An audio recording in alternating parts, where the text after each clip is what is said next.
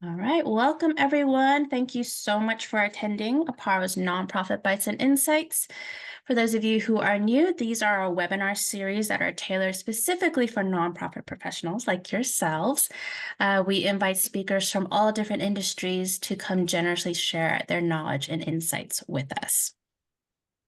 Today, we are focused on fundraising. Specifically on mastering the ask. We have Carolyn with us today to lead this conversation, but before I turn it over to her, I have a few things I'd like to cover, including our housekeeping items. So this session is being recorded and it will be shared. It will be uploaded to our website as well as our YouTube channel. However, all of you who are attending live with me today are going to be receiving a follow-up email. It'll include the direct link to the recording so you don't need to go searching for it, as well as a slide deck and any resources that we might talk about today. Q&A and chat box are available for you to use. I do ask that you drop in any questions in the Q&A. It'll just help us stay organized and make sure that we don't miss your questions that might be in the chat. For those of you who are new to Aparo, really quickly, we are a nonprofit ourselves. We are based in Charlotte, North Carolina. And essentially what we do is we help other nonprofits with any technology needs, challenges, questions, etc. We are here for that purpose. We offer a lot of different services to make sure we're meeting the needs of our nonprofits. But no worries if you're kind of confused which service to access.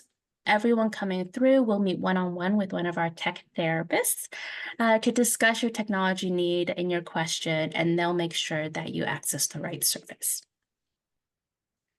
If or when you would like to learn more about Aparo and access our services, best way is to go to our website, Aparo, that's apparo.org. There's a lot of great information there. I'd recommend checking out our blog. And then if you'd like to access our service, there is an interest form for you to complete. If you haven't already, I do also recommend subscribing to our email list so that you can stay updated on our programming. All right, well, that is it for me. I'm going to hit stop sharing and go ahead and turn it over to why you're really here. Carolyn. Awesome. Thank you so much. Hi, everybody. Thank you for joining me today for your Thursday lunch. I'm excited to be able to talk about mastering the ask, nonprofit fundraising. This is a topic that... Carolyn, sorry, just a second. Did you switch off your mic or something? It came out kind of muffled. No, can you hear me?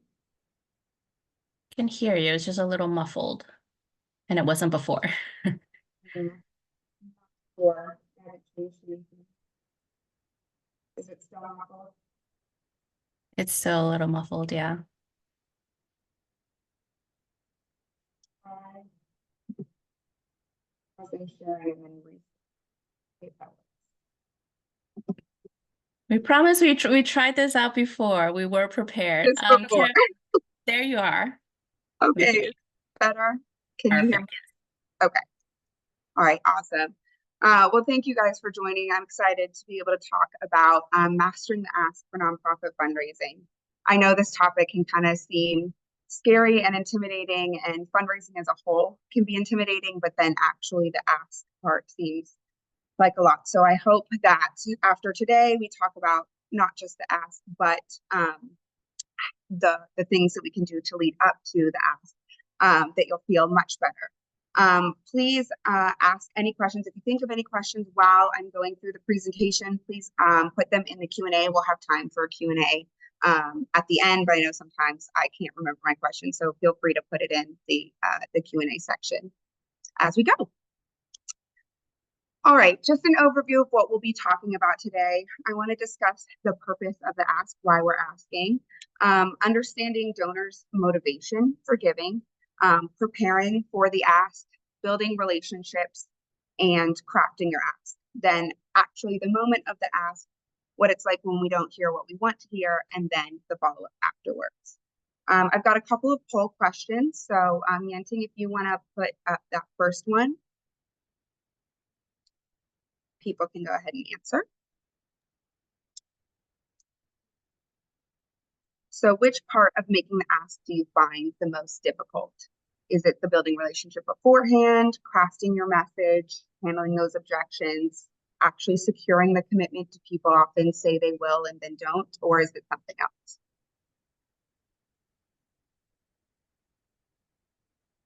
All right, we got answers coming in. We're about 60%. Awesome.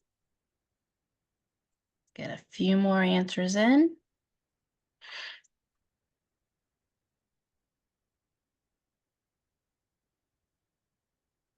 Okay, I'm going to go ahead and end the poll and share the results.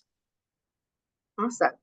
So it seems to be all over the board a bit, whether it's building the relationship, crafting the message, handling objections, or securing the commitment. Hopefully those will seem a little bit easier for you after we go through this presentation. Alrighty. So if you've been in fundraising for any amount of time, I'm sure you've seen this or a different version of this donor cycle graphic. It is how we identify and cultivate and solicit and steward our donors. The main thing that we'll be talking about today is solicitation, this piece over here. So let's talk about the purpose of making the ask, why this ask specifically matters. It's fundamental. Donors get distracted just like we do. Everyone has a lot going on, and people can often forget just because they see your emails and they see what's going on with your organization as a whole. Actually receiving a "hi, can you give" and an actual ask can be extremely beneficial. It's essential for nonprofit sustainability. I know we're focusing more on individuals and then corporations for sponsorships as well, but it's essential for the sustainability of any nonprofit to receive that funding. And it's effective. A direct ask requires direct results. So if you never ask, you always hear no. But if you do ask, sometimes you hear yes. So making sure that you're direct and actually receive whether or not it's yes or no. And it's the final step of the cycle. Obviously, stewardship is a part of it because we would like people to continue to give year after year. But you have done a lot of work in preparing for the moment that the ask happens. This part should not be the hardest part. As long as you have put in the work beforehand, then this is easy. You've built the relationship, you've prepared, you've crafted your message. So now we've made it to the final step. All right, so a big thing that we need to do is understanding our donor's motivation. Why is this donor wanting to give? Do they have a personal connection to the organization, either internally to someone that they know work for the organization and they have a relationship with them, or externally to someone that you've served, they have a relationship with them? Is there emotional relation and connection to the organization? If you serve women that are going through breast cancer treatment, did they have a family member or did they personally go through having breast cancer? So do they have that connection? And then the impact of the contribution. So seeing what their dollar can give can make a huge difference. So I put an example of what She Built the City has done on their donation page. They have examples of what $25 will provide, what $50 will provide, what $100 will provide. So being able to tangibly see what the impact of their contribution will be can really not only help people actually go through and make the gift, but oftentimes make a bigger one that they were planning on. And then recognition. A lot of times people want public and social awareness that they have given, that they are philanthropic, or companies, especially with marketing for events, making sure that their name is out there. And then, of course, tax benefits, which are pretty self-explanatory. Okay, so the next full question, can we put that up into?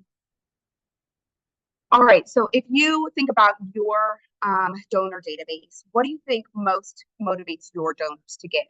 Do more of your donors have a personal connection to the cause? Do you think that they perform more social recognition, tax benefits, or a belief in the organization's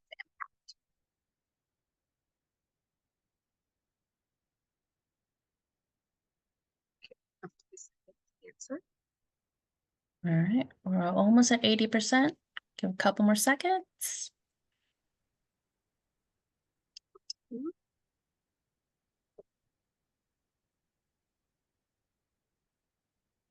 All right, go ahead and end the poll and share the results. Okay, interesting. So I'm seeing a lot of personal connection to the cause or belief in the organization's impact. So I see a lot of, sorry, I'm plugging my computer, hopefully that's the lagging. I'm seeing that there's a lot of personal connection and relationship building here. A lot of your donors really have a belief in the mission and a belief to you and what you are doing. So that's awesome. Alrighty, so now preparing for that, researching and knowing your donor. And this really builds into what our next slide is, which is building the relationship. You need to know who your donor is. What is their history with the organization? And this is where your CRM really can come into play. Whether it's whatever CRM that you have, building out your donor profile with their history of giving, yes, but also their history of engagement. How have they previously been engaged? And then how did they come to know the organization? Was it because they knew the executive director or had a family member that was served, or was it another way? And that knowing your donor and having that information in your CRM can be really helpful, especially if there's a change in staff or anything else, that your donor can still have the correct research and knowledge on them. Understanding their capacity to give. Now, there's the obvious wealth screening that you could do, which can sometimes be expensive. So if your organization doesn't have the capacity to afford a wealth screening to do on your donors, there's history. Bring them to an event. Are these people donating and bidding a lot on the silent auctions? Are they giving elsewhere? You can see if they've given politically. All of that stuff is open for the public. So just understanding the history, have they given before? What was their dollar amount? Seeing if they have usually the larger gifts, focus on those because most of the time they'll have the capacity to give more, and just their history. And then align your missions with their passion. This does not mean to change your mission to what they believe in, but I'll give you an example. There's a nonprofit called Guardhouse. They work with interns, post-grads, and give them internships with other organizations. So you could, if an individual has a small business and is really passionate about cultivating other small businesses or nonprofits, you can focus on the mission points of serving small businesses by providing interns free of cost to those businesses. Or if someone got an opportunity as an intern growing up and that's a really high passion point for them, then you can focus on how they're giving interns and post-grads workforce opportunities. So just taking your mission and finding all of the different parts of it and aligning it with what they're passionate about. And then customize your approach. Everybody wants to be communicated with differently. I've had donors that say, I love what you do, don't talk to me. And they just want the annual report once a year and they're very excited. Some people never check their email. So if you email them, they're not going to see it. So they like to be texted or called. So just customizing your approach to the individual, and all of that stuff can be stored in their CRM and in their donor profile.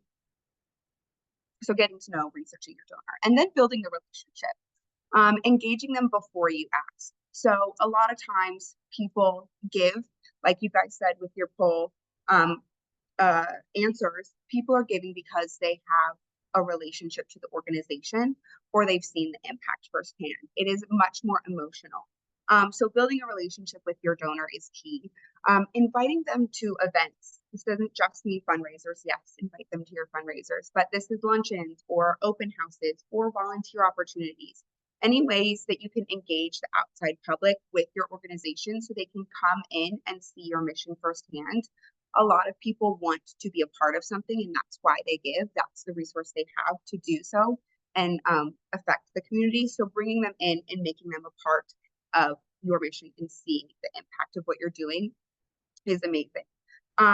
Sharing success stories and regular impact updates. This is obviously an annual report. I believe everyone should have an annual report, even if it's small. It doesn't need to be crazy, but just what did you do this year and how did you impact the community this year with your mission?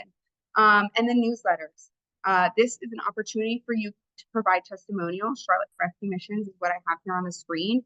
They share testimonials of people that they've been serving and the impact that they have. So you know, your donor knows that their dollar is what it's going to. And then get to know them personally. Have one-on-one meetings with them. This is where you can kind of put more information about them in their donor profile. How many kids do they have? What's going on in their life? What's important to them? This is where you truly build a foundational relationship so that gift that they give is not just a one-time thing, but it's a reoccurring gift year after year because you have a relationship with them.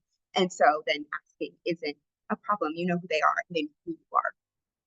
And then build trust through transparency. This is a huge one. Oftentimes, I think when people talk to potential donors or major donors, they want to say everything is amazing and it's perfect, and that's great, but not always the case. I can't imagine, I don't have a time when I've had 1 year where I worked at a nonprofit and everything went perfectly. You have challenges, you have successes, there are goals for what you want to do in the future. Talk about that with them, be transparent so that there's trust, and then you get to have a conversation instead of you kind of pitching your mission to them, bringing them into that through relationship. Hey, this is a challenge we're having. Maybe they have some ideas for how to overcome that challenge. Maybe they want to celebrate with you in your successes. And then maybe your goals in the future, they can engage with those as well so that they know if you're, we want to bring on 10 new interns. Well, it's going to cost $100,000 to do that. Now, in the future, when they receive your campaign of doing that, they'll know that that was a goal of yours, and you're just continuing to engage and build that relationship with them. All right, crafting your ask. So this can be done in different ways, kind of depending on the donor and who you're asking and how you're asking, whether they're a major donor or just your community or they're your prospects. It can be like this Habitat for Humanity's pledge card. It can be over email, and then it can be in person. But regardless of the way that you're asking, you need to be clear about what the need is. Why does your organization need the money? Obviously, you're doing this great work, and that's awesome, but it costs money to do so. And so being clear and specific about that makes a huge difference. So instead of saying, we need money to help education, you could say, we need $10,000 to supply 500 students with school supplies. That gives the donor a clear understanding of what you're doing with the money, how you're serving, and where that they can come and help. And then demonstrate the impact of the donation, tangibly or emotionally. So tangibly would be your gift of $50 provides meals to one family for a week. Just kind of like we saw that She Built the City had, $50 provides blank. Or emotionally, share a testimonial like we saw that Charlotte Rescue Mission did in their newsletter. Someone that has been impacted by the mission, their life has changed because of your organization, and donations are needed to do that. So it demonstrates the impact. And then keep the message focused and inspiring. We often get caught in the day-to-day of every single detail, and because we know so much about our organizations, we often want to word vomit and verbalize all of that. Avoid too many details. Unless a donor is very interested in asking a lot of questions, that's when you can provide that information. But be more inspiring and storytelling about what your organization does, and just bringing them into the joy of what you do and the impact in the community. And then be specific. I think this is oftentimes where people get a little bit nervous and a little bit scared, but suggest an amount they can give. I know by the end of the day, I'm done making decisions. So if someone provides something for me where I don't have to make a decision, I will more lean towards that, even if it's not the first thing I want. So Devin, would you consider donating $100 to help 2 families to get meals this week? Just by simply asking with the dollar amount, they're more likely to give either that dollar amount or higher, versus just asking, can you give? And then it's more ambiguous. All right, Anton, can you put poll 3 up, please? Absolutely.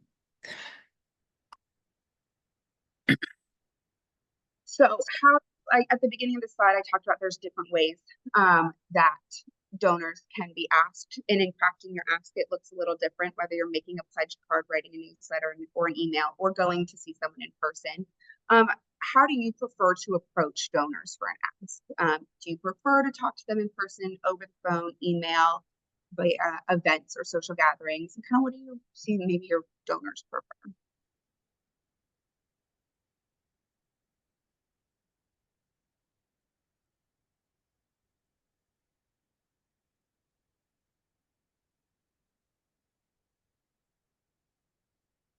All right, just a couple more. All right, go ahead and share the results.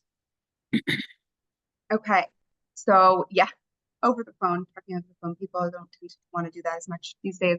But yeah, in person, via social events and gatherings. Yeah, email is great for being able to reach out to a lot at once. Maybe your more minor donors or prospects, but those in-person touches, kind of really focusing on building that relationship. And that's kind of where you get sustainable funding. Awesome. All right. The moment of the ask, the moment we've all been waiting for. So how to make the ask? Be direct and confident. You care about this mission that you're asking them to donate. You're bringing them into that. As much as you are involved in this mission, they want to be involved in it as well. So be direct. Illustrate the need through storytelling, but then be confident in your mission, because when you ask with confidence, this reassures the donor that their dollar is going to somewhere of use. So instead of saying things like, would you consider giving? Say things like, we need your help with a blank gift, a $50 gift to help reach our $10,000 goal. This provides confidence, it's direct, it gives them a clear and concise way. You can say what that $50 will do, kind of pulling all of the work that you've already done, crafting your message, figuring out, building that relationship, engaging them how they want, preparing and motivating, then actually making the ask should be just pulling all of those things together in one confident and direct statement.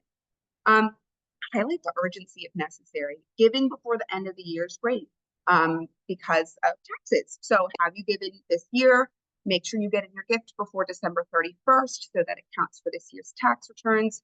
And then if you have a campaign closing, our campaign is coming soon. Please get in your gifts before the campaign ends.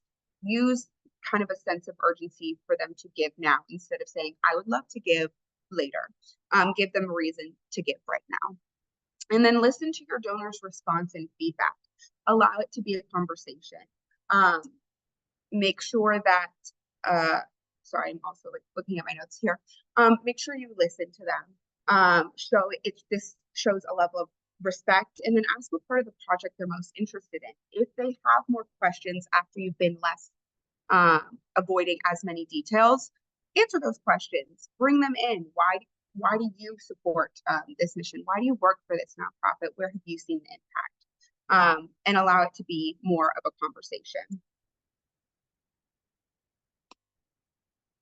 Now, our least favorite thing, but handling objection, whether this is a full no or a but, what do we do when donors have concerns, and how do we address them? So these are some things that I've heard or that I believe are common. I need more information. Then this is part of that conversation piece. Provide more detailed impact reports. Use your CRM, use your reporting system to provide actual reports on what you've done. And this is great for if you already have an annual report or an impact report, because a lot of times you'll have this information in there already in a really concise way that donors can see, which is why I always encourage nonprofits to do one of those every year. And then provide specific examples for how donations are used. This is if you have not done this previously and they just want more information. I can't afford it. Offer alternate ways to give. Monthly giving is a huge alternate. They can give it, instead of giving a $500 chunk, have them give $25 a month, or offer that reoccurring monthly gift so that it's not as big of an upfront ask, but it's also honestly really good for nonprofits to have that sustainable and reliable stream of monthly income, because then you can even be more prepared in what your budget will be. And then I've already given somewhere else. Share, first of all, say that that's awesome. It's great that you're giving somewhere else.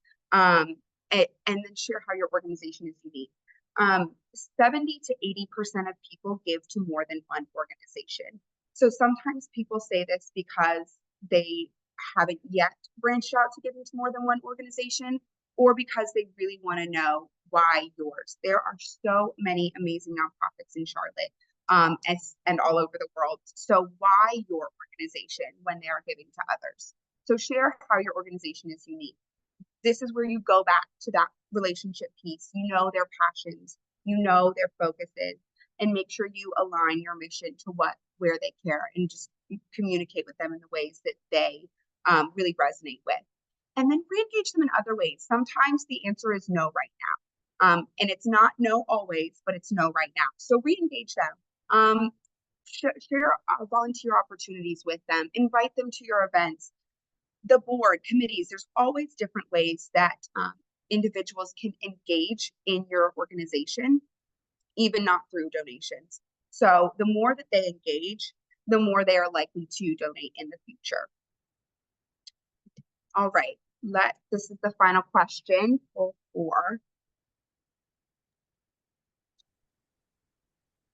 before we get into after the ask. Follow-up. So how often do you follow up? And this is not including your immediate acknowledgement after someone donates, but how often do you follow up with your donors after an ask?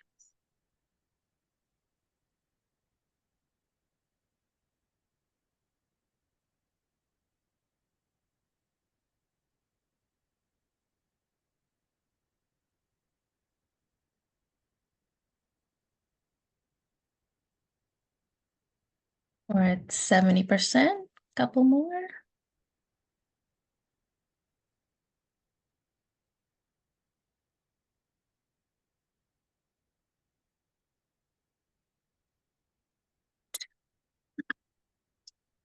Awesome. Okay, I'm seeing within a week and within a month is the majority. That is awesome. These can be things like newsletters or other ways like that. It's very important to keep, unless otherwise desired, like the donor that did not want to be reached out to except for once a year. It's very important to continue to engage them outside of that acknowledgement right after their gift. And there are so many different ways that you can continue to engage and steward your donors after the ask, whether they gave or not. Invite them to events. This connects them to the mission, just like that we said before. Continue to share success stories, regular impact updates, annual report newsletter, and then get to know them personally through one-on-one meetings, and then building your trust through transparency. So tips for success. Practice your pitch. Become super comfortable and confident in your mission. Think more, why are you engaged in this organization? Why do you give your time and resources? And why should other people engage? Why should they be part of this mission? And really perfect getting to know how you talk about your organization. And that way, when you spend some time practicing and perfecting that, you can cultivate it and personalize it to different individuals. Be authentic and genuine. Build trust. Remember, it's a conversation. They are a person just like you, and you guys are making a huge impact in the community. And be genuine about that. Be genuine with your challenges and your successes. And remember that no does not mean never. Circumstances can change. Remain grateful until they do, and continue to engage them. And then stay engaging the patient. This is the main part about making an ask, is building relationship beforehand. The ask, by the time you've done all of this amazing work in prepping for your ask, the ask should be the easiest part, because you have now gotten to know this individual. You have gotten to know their history. You have discussed things with them. They have engaged in your organization. They care about what you do.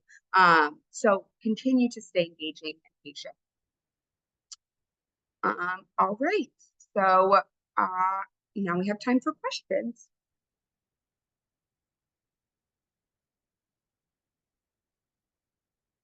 Thank you, Carolyn. We have a question around online plan giving platforms. So what do you think about online plan giving platforms, particularly for small to very small nonprofits? They referenced a crescendointeractive.com. It costs between $3,000 and $6,000 annually. Um, so planned giving for things like wills and putting different organizations in your wills, and adding endowments. I think for like you said, small to very small nonprofits, I would focus more on cultivating a donor base, an individual donor base before investing in planned giving. If someone has reached out to you and wanted that, and wanted their organization to be in the will, then that's kind of an area that conversation can go. But I found more often than not, once um, organizations have started to build their donor database and their annual fund, that is when they start to invest in looking into giving endowments.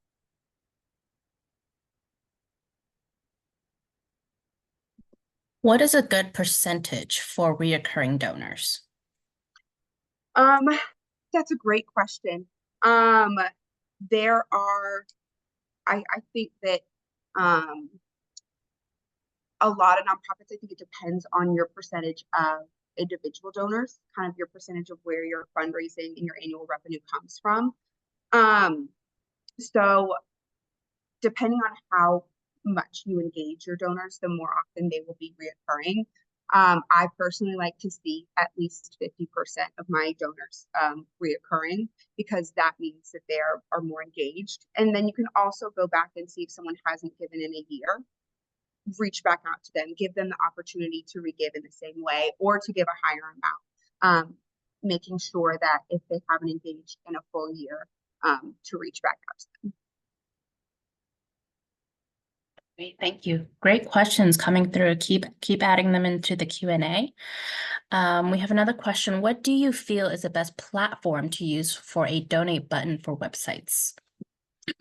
Um, it depends on what website platform that you have. Some website platforms have them integrated already. I My biggest thing is having the button on the website. So making sure whether it's through PayPal, I know Squarespace and Wix have them integrated already.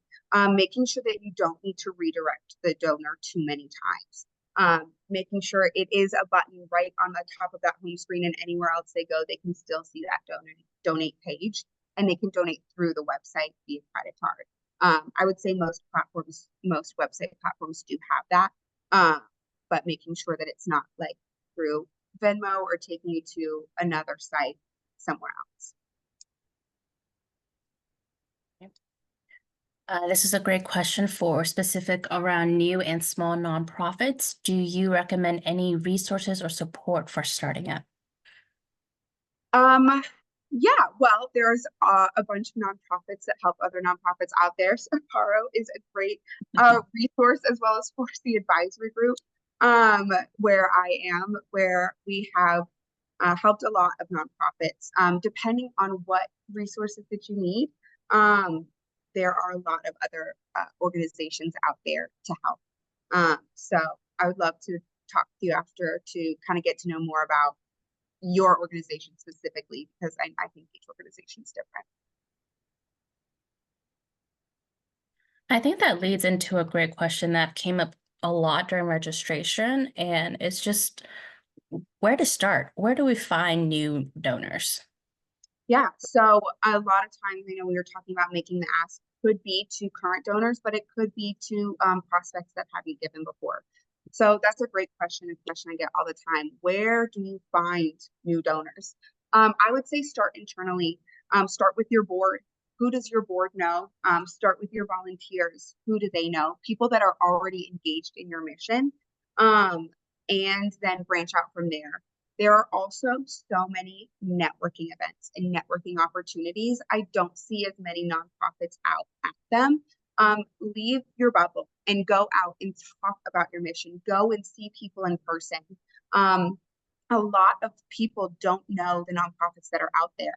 that I've talked with. They have no idea how many nonprofits are in Charlotte. They have no idea how to find them. So go out, go network, and talk about your mission and meet people individually, as well as immediately tapping your internal network.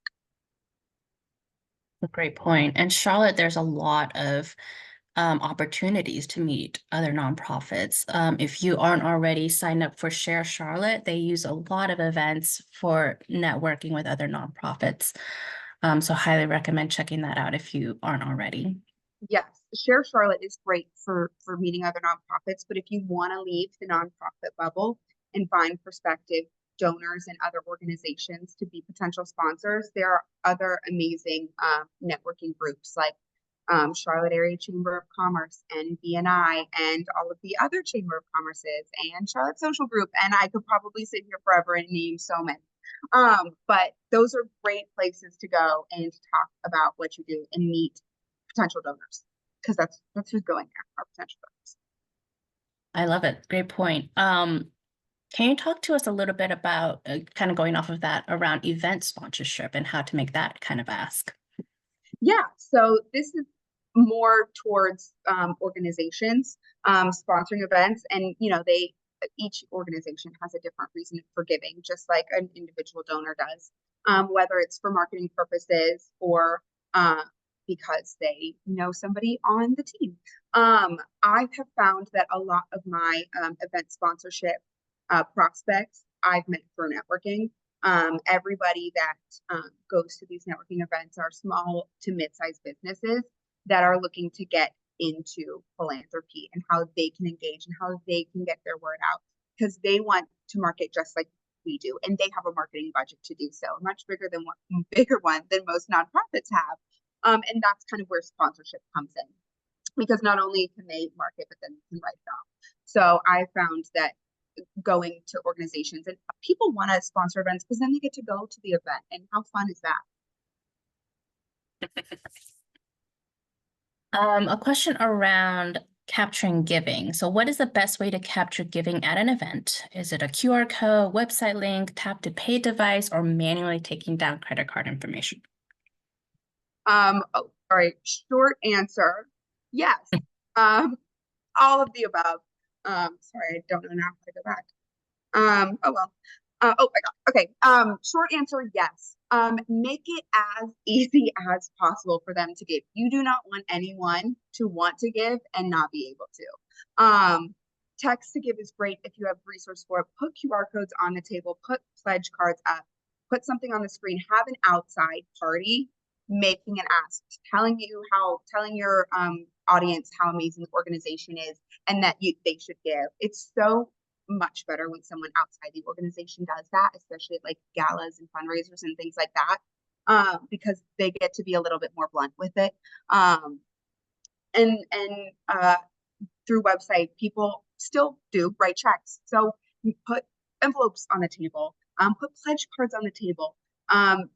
Every way that people could give, make it as easy for them as possible. Earlier, you had mentioned the use of a CRM. Can you talk about what are some of the benefits of using a CRM for donors? So CRM is it's a platform to house all of that information. So the benefit, it's huge. I don't know about you, but I cannot remember everybody's first name that I met, let alone their kids' names and when they gave and when they engaged. So being able to have a platform that has all of their information, their name, their phone number, their email, when they gave, how much they gave, how often they gave, and then other ways that they've engaged, when they volunteered, when they went to this event, and then in the notes, things about them, and then when you reached out to them. So the last time that they had contact and communication from the organization. So that platform is vital. Because then you can also do reporting on it as well and create dashboards. And that's where it is so much easier when you're doing your impact or annual report to be able to put that information in, the demographics of the people that you serve, the demographics of the people that are giving, who is giving and when and how much and all of those things. I'll put a Paro plug in here while you guys are putting in some more questions. There are a lot of donor management systems. We know that. And one of the services that we do offer is what we call our Community Impact Project, where we help find a solution specific to your nonprofit. So we have a very popular project called Software Selection Tool. And this is where a team of volunteer will go through your requirements, what you want to, what your must-haves for a donor management system, as well as what you would love to have. And then based on those, they will help make sure you're selecting a donor management tool that is right for you and your nonprofit. So just a little plug there. Um, Question around monthly giving. So you had mentioned that earlier in your presentation. Would you recommend the ask to lean towards monthly giving at all? I would say it depends on the donor. On your donation page on your website, always have monthly giving, recurring giving as an option. A lot of organizations, if you do research and just look at other nonprofits in Charlotte and see what they have, a lot of them have it, you can see it's like all automatically when you open the page, it's on $25 and it's on one-time giving, monthly giving. A lot of them have them stuck on monthly giving. I think monthly giving is fantastic just because you have a knowledge of what is coming in the future versus, and it helps with budgeting. I definitely push monthly giving, especially for the younger generation of donors that don't have the budget right now to give $500 at one time, but $10 once a month is not so scary. It's cheaper than Netflix.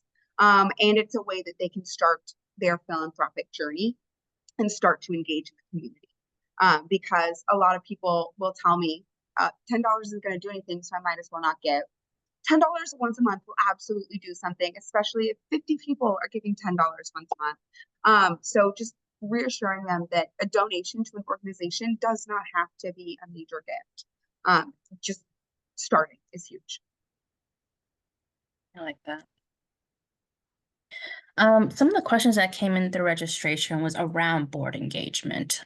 So I know some nonprofits, especially if they're small and just starting, might have trouble getting their board to engage in fundraising. Any thoughts around that? Um, Obviously, board is a requirement for a nonprofit, and so I think a lot of times when people first start out, they really get whoever they can to be on their board. But I think that it is a very important investment to pick board members and maintain their expectations. That there are expectations in being part of the board. It's not just a title that you can put on your resume and you meet once a quarter. I think that the board, 100% of the board can give. I'm sure a lot of you have the experience with granting. A lot of times they ask that question, what percentage of your board donates? And that does make a difference. So really pushing, making the expectation that 100% of your board is financially giving annually, as well as engaging in other areas of fundraising, whether that be bringing potential prospects in. A lot of times what I'll do is I'll ask my board 5 potential prospects, their information, organization. This could be someone you're in book club with or someone that you work with. It doesn't have to be a family member. It can be just someone in your network. And so requiring that your board bring in people from their network or engage in volunteer opportunities, being on committees for events, making sure that they are your hands-on help to make sure that your organization has as much impact as possible.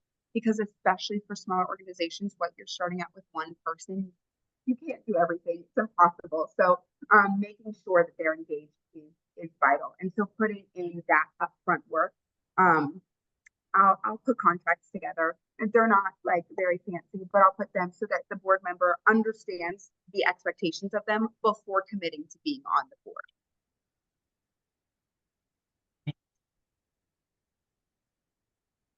Well, I don't see any other questions coming through. You are so knowledgeable in all of this, Caroline. Thank you so much. I'd love to give you some space to share a little bit about 4C Advisory Group. Yeah, so here, if you would like to get into contact with me, obviously I'm Caroline Winnicky on LinkedIn, but then here's my number, email, and website. I started 4C Advisory Group a few years ago with the mission of helping nonprofits in their fundraising, primarily individual giving and corporations, and getting their word out there. So this ambiguous task of building relationships, and what does that look like, and how do I build a full relationship with so many people, and who do I choose? Really breaking it down and making it a tangible task, because relationship building is so ambiguous.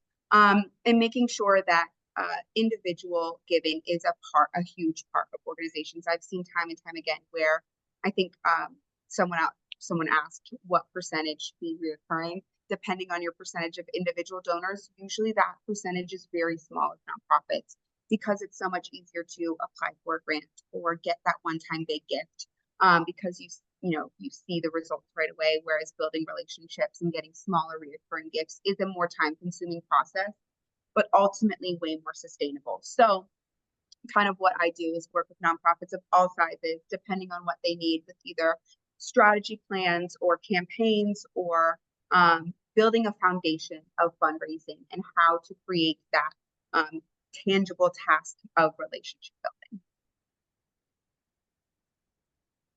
Fantastic.